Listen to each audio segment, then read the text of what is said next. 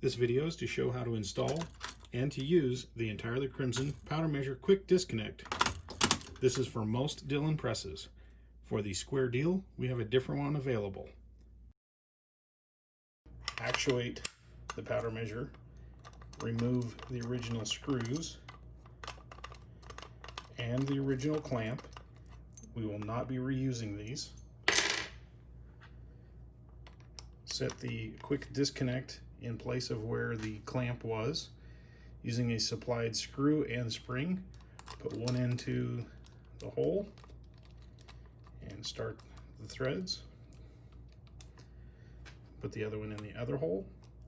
Now the supplied screws have a nylon patch on them, and that nylon patch will get a little bit snug once it's matched up down inside the hole, and that will keep the screw from moving.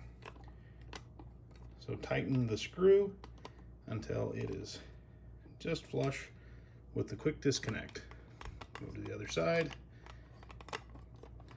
tighten that one as well.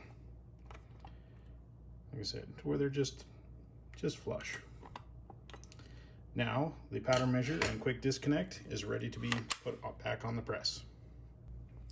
All right, now we're back at the press, and to reinstall this, we align the holes for the powder measure return rod, then slide the return rod through the bushing, pull the quick disconnect and slide it onto the die.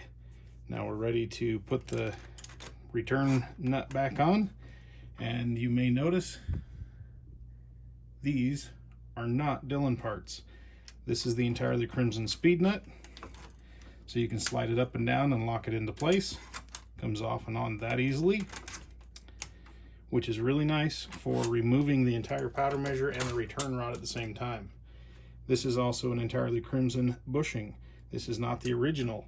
The spring sticks into the bottom of it. This is made out of Dillon. It is not as brittle as the original.